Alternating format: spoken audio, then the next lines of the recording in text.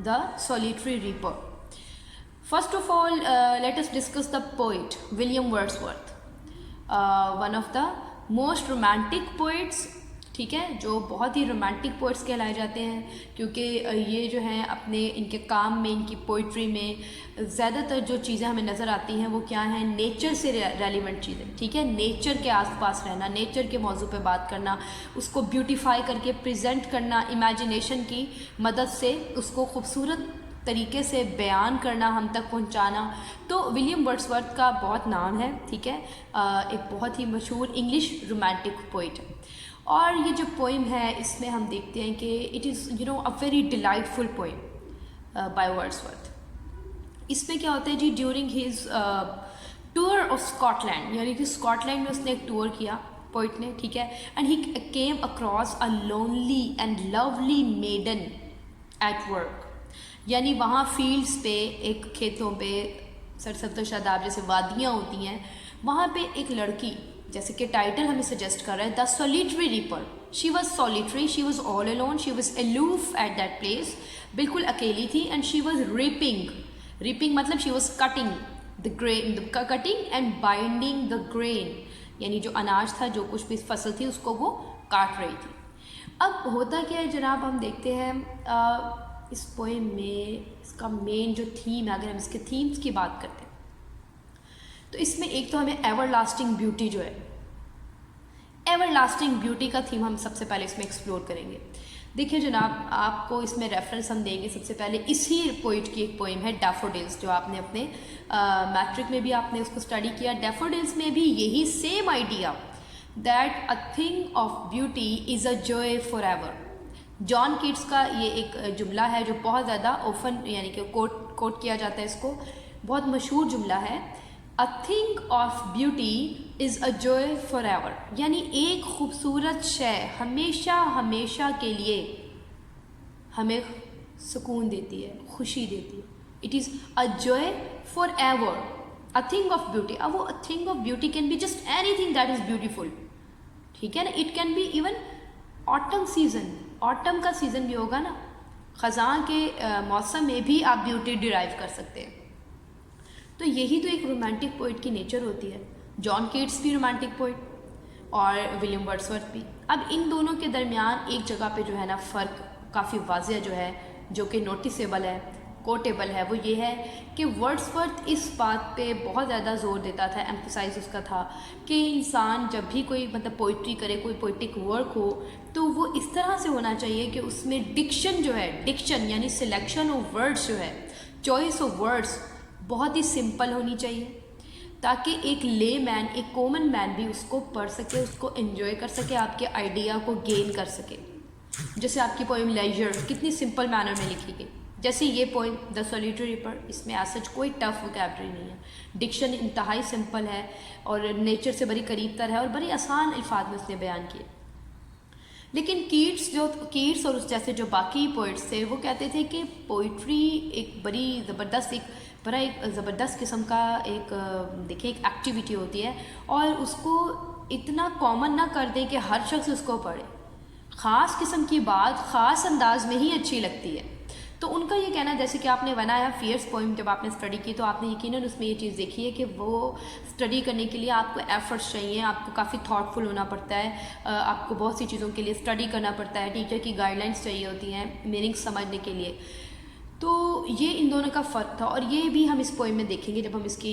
Stylistic techniques पर बात करेंगे कि डिक्शन कितनी सिंपल है। क्योंकि मैं रोमांटिक पोइट्स को डिस्कस कर रही थी, इसलिए मैंने कीट्स और वर्ड्सवर्थ के डिफरेंस को इधर ही बयान कर दिया, अदरवाइज़ आगे जाके भी हम इसकी डिक्शन पे ये बात ऐड करेंगे।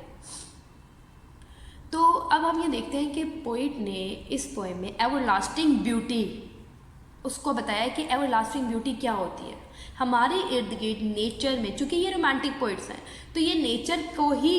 ज़्यादातर एडोर भी करते हैं और उसकी बातें ही अपनी काम में भी वाज़िया करते हैं। और यहाँ पे भी इस पोइम में भी पोइट यही कहना चाहता है कि खूबसूरती कहीं पे भी आपको मिल सकती है। एक लड़की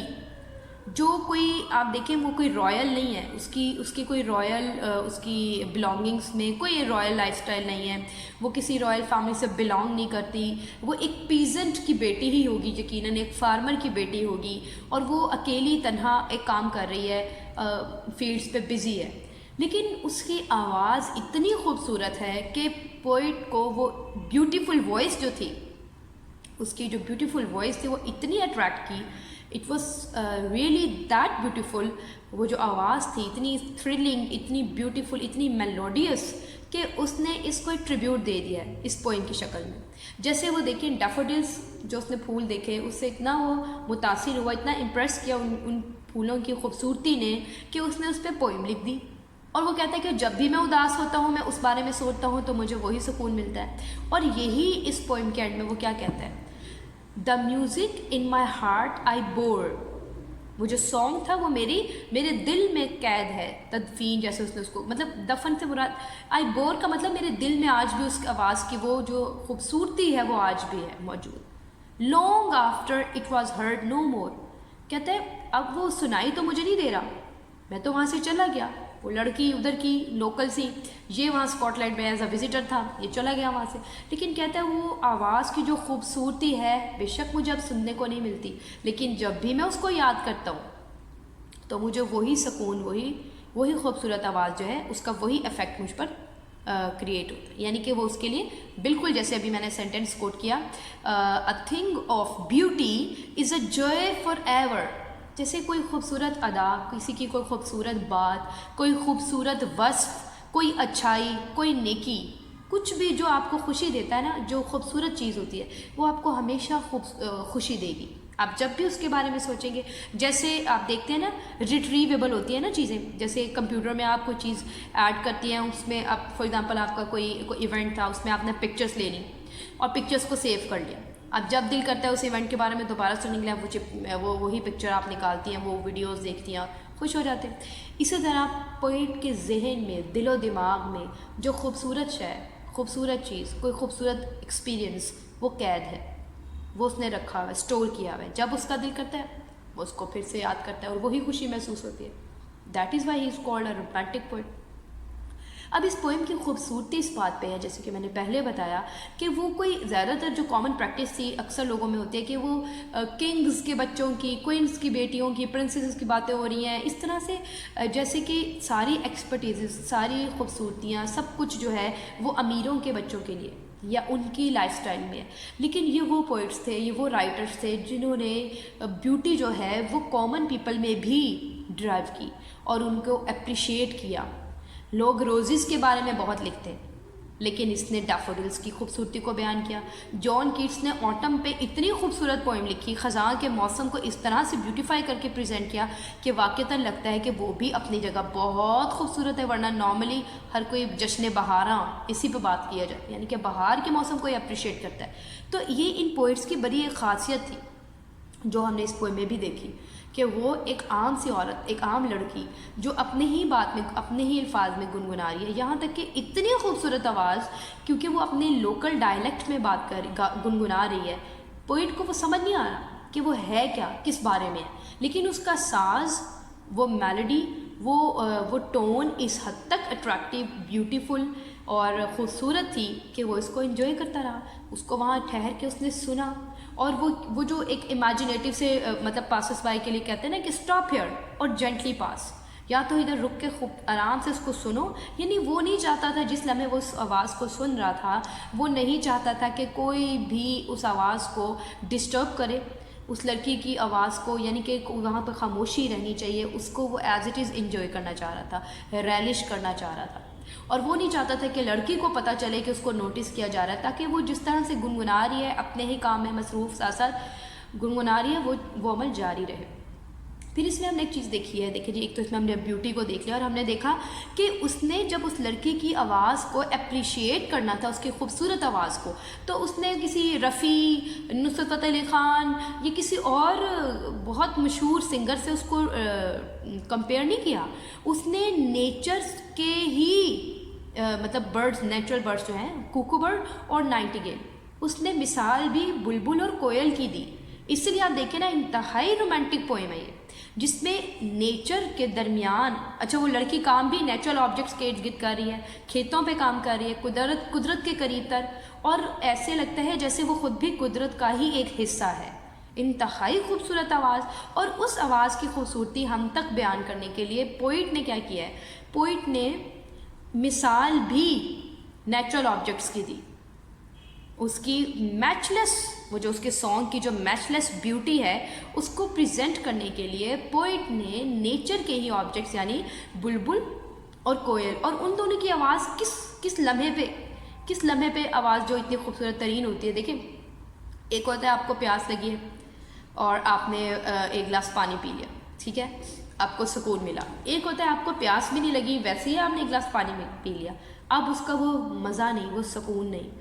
इसी तरह बुलबुल की आवाज़ है, बिल्कुल है, कोयल की आवाज़ है। अब शहर के शोर शराबों में, जबकि नॉइज़ पोल्यूशन भी है, ट्रैफिक की आवाज़, शोर है, उस दौरान एक कोयल की आवाज़ का असर ज़्यादा खूबसूरत होगा, या जैसा कि पोइट बता रहा है कि कुकू बर्ड और नाइटिंगेल, जो वो कहता है थके हारे कोई मुसाफिरों के काफ़िले जब थोड़ी देर के लिए अरेबिक साइड्स पे कहीं रुकते हैं, और उस दौरान जब नाइटिंगेल की आवाज़ आती है, उस खामोशी में, उस पुरसुकून लम्हों में जब उसकी आवाज़ का जो असर है, जो खूबसूरती है, उससे भी ज़्यादा ये लड़की जो है खूबसूरत गुनगुना रही है। तो just imagine the peak of the height of beauty of that song जो कि वो उस वक्त गुनगुना रही थी। इसी तरह जो दूसरी उसने मिसाल दी, कंपैरिजन जो ड्रॉ किया, वो है कुकू बर्ड का, और वो भी कहते हैं कि हेब्राइड्स यानी जजीरों पे, आइलैंड्स पे जो खामोशी होती है जिस वक्त, और बहार के मौसम में, स्प्रिंग टाइम में, जबकि परिंदे अपने जोबन पे फुल स्विंग में ब्यूटीफुली सिंगिंग उनकी जारी होती है, क्योंकि मौसम उनके लिए बड़ा ही सूटेबल सा होता है, तो उनकी आवाज़ में उस हद तक खूबसूरती नज़र भी आती है। अब सर्दी के मौसम में परिंदे मुश्किल से ही कू करेंगे, उनकी तो आवाज़ बड़ी मुश्किल से निकलेगी, लेकिन स्प्रिंग सीज़न में खूबसूरत तरीन तरीके से और ख़ूबसूरत तरीन जगह पर जब उनकी आवाज़ हर तरफ फैल जाती है, तो वो कहता है उससे भी खूबसूरत आवाज़ इस लड़की की। जस्ट इमेजिन कि वो कितनी खूबसूरत आवाज़ थी, और मज़े की बात ये कि अभी तो उसको ये भी नहीं पता कि वो गा क्या रही है, यानी आवाज़ इतनी खूबसूरत थी। देन हम देखते हैं कि वो उस आवाज़ को, उसके सॉन्ग को गेस करने की भी कोशिश करता है कि अच्छा ये किस चीज़ से रिलेटेड होगी, चूँकि मेलनकोलिक सी साउंड है, मतलब आवाज़ जो है, टोन जो है, उसमें वो बड़े प्लेंटिव नंबर्स फ्लो, वो बोलता भी है पोइट के बड़े सादा से दुखी सी कोई आवाज़ लग रही थी, उसकी साज जो था वो बड़ा दुखी था। तो उसे पता चल रहा है यहाँ पर हमें एक नया थीम हमारा मिल गया जो है about sorrow. Sorrows are a part of our life. हमारी ज़िंदगी में जो दुख होते हैं वो हमारी ज़िंदगी में, आपको पता है ना, एक्सप्रेशन ऑफ सोरो एक बड़ी कॉमन सी चीज़ है। तो पोइम ने हमें दो चीज़ें बताई, जिनमें से एक पहली चीज़ तो थी एवरलास्टिंग ब्यूटी, और दूसरी चीज़ क्या थी, देखिए ना, the labour of that girl and her expression of सोरो, कि किस तरह एक मेहनत करने वाली ने, हर इंसान, हर तबके पे इंसान जो है कहीं ना कहीं वो स्ट्रगल कर रहा है। ये एक किसान की बेटी भी, she is working and singing at the same time without being bothered about her surroundings. उसको नहीं पता उसके इर्द गिर्द क्या हो रहा है, लेकिन वो गा रही है, and she does not notice that the speaker is listening. उसको नहीं पता कि ये जो नरेटर है यानी जो पोइट है वो सुन रहा था, और वो बस अपना काम कंटिन्यू किए हुए, as if she is having a catharsis, she is out pouring her heart out in the lap of nature, कुदरत की लैप में। जैसे पूरे देखो इर्द गिर्द उसके फील्ड्स ही फील्ड्स हैं, तो ऐसा लगता है कि जैसे वो अपना दिल खोल के नेचर को बता रही है कि वो कितनी को दुखी है, उसकी लाइफ में क्या प्रॉब्लम्स हैं, और वो दुख का एक्सप्रेशन जो है हर इंसान अपने तरीके से उसको उसका एक्सप्रेशन अपना अपना होता है। तो यहाँ पे उस लड़की का देखें कि वो इस हद तक खूबसूरत साज के साथ गुनगुना रही है,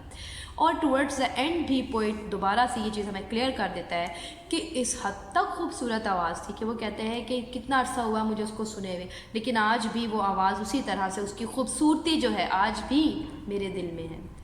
बेशक मैं उसको अब सुन नहीं सकता, लेकिन वो thing of beauty, it is now a source of Joy for him for ever. हमेशा के लिए उसको एक खूबसूरत सी आवाज़ जो है वो उसको सुनने को, उसको जब वो याद करता है तो वही तासुर, वही असर वो उसको देती है। ठीक है, फिर हम देखते हैं कि जी इस पोइम की खूबसूरती हमने, जैसे कि मैंने पहले बताया, इसकी डिक्शन में भी है खूबसूरती, ये भी है कि जो ऑब्जेक्ट है सॉलिटरी रीपर, अननोन बंदा, अननोन रहते हुए भी वी कैन बी नोन। जैसे कि हमने अपनी ब्रेकफास्ट स्टोरी में ये एक थीम हमने ग्रैब किया कि अगर हमारे अंदर कोई कैरेक्टर की कोई ब्यूटी हो, कोई और सिफ्त हो, तो ज़रूरी नहीं कि हमारा नाम हर जगह फेम ले, हमारा नेम ही सिर्फ हमें फेम नहीं दे सकता। कोई खूबसूरत ट्रेट, कोई आस्पेक्ट, कोई कैरेक्टरिस्टिक, वो भी हमें फेम दे सकता है। अब देखिए वो लड़की, उसको पता भी नहीं होगा, even you don't know about that girl, I don't know about that girl, but we are इस time discussing this beautiful voice that she possessed. तो आप ये देखिए यहाँ पे हम अपने पोइट को अप्रिशिएट करेंगे कि इंसान बायस्ड होके जब खूबसूरती तलाश करता है, बायस्ड होके, यानी हम इम्पार्शियल होके नहीं देखते। हम नहीं देखते कि ब्यूटी जो है गुर्बत में भी मिल सकती है, गरीब इंसान में भी हो सकती है, सिर्फ अमीरों में नहीं है खूबसूरती, अमारत में नहीं है, रिचनेस में नहीं है, पैसे में नहीं है, नेचुरल एक ऑब्जेक्ट में भी हो सकती है, किसी गरीब की एक मुस्कुराहट में भी हो सकती है, किसी नेक अमल में भी हो सकती है। इन चीज़ों को हमने अपने ज़हन में भी रखना है और हमने इस पोइम की थीमेटिक स्टडी में अपने पोइट को अप्रिशिएट करना है कि उसने ये ट्रिब्यूट देते हुए ये नहीं सोचा कि वो जो शख्स है वो क्या कोई अमीर शख्स है या कोई गरीब। अगर खूबसूरती है तो वो हर एक के लिए, ठीक है, वो देखिए ना, जो खूबसूरती है वो कहीं पे भी हो सकती है, ठीक है ना। तो ये चीज़ हमने अपने जहन में रखनी है, अपने पोइट को इस चीज़ के लिए हमने अप्रिशिएट करना है। उसकी डिक्शन कितनी सिंपल है, anyone can rejoice while reading this poem, we can easily understand and grab the theme of the poem, ठीक है। और हम ये देखते हैं कि इसमें जो है जिस तरह पोइट के लिए वो सॉन्ग, वो साउंड, वो वॉइस एवर लास्टिंगली ब्यूटीफुल है, इसी तरह उसने हमारे लिए भी बना दी, ठीक है ना। और बाकी आप देखते हैं इसके अगर हम इसकी एलिट्रेशन, एजोनेंस की बात करें, यानी इंटरनल म्यूज़िक से भी भरी हुई है। अच्छा, पोइम है भी सॉन्ग के बारे में और इंतहाई म्यूज़िकल मैनर में ही उसने लिखी है। इसमें आपको राइम स्कीम भी नज़र आ रही है, इसमें एजोनेंस एलिट्रेशन भी है, और फिर उसने आप देखें कि सिम्बलिज़म भी है, ठीक है, जहाँ पे उसने सिंबल क्रिएट किए। वो होता क्या, सिंबल क्या होता है ना, symbolism is using symbols to signify ideas and the qualities, ठीक है ना। तो यहाँ पे आप देखें कुकू एंड नाइटिंगेल, ये दो सिम्बल्स हैं, और ये किस चीज़ की अलामत होते हैं। जब हमने कभी किसी इंसान की आवाज़ की तारीफ़ करनी हो तो हम कहते हैं यार कोयल की सी आवाज़, बुलबुल की सी आवाज़ थी उसकी। तो ये सिम्बल्स हैं स्वीट मेलोडीज़ की, और यहाँ पर उसने उनको सिम्बलाइज़ किया, ठीक है ना। और अच्छा, उसके बाद हम देखते हैं जनाब कि इसमें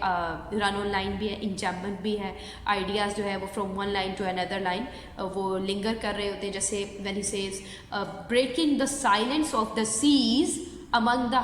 फारदेस्ट हेब्राइड्स, ठीक है। तो एक पूरा सेंटेंस जो है उसको समझने के लिए, और हम देखते हैं कि there comes no line break, यहाँ कोई लाइन ब्रेक, ये सीज के बाद कोई अपॉस्ट्रोफी, कोई कॉमा, कुछ भी नहीं है। उसके बाद हम देखें जैसा कि वो हाइपरबली का इस्तेमाल है,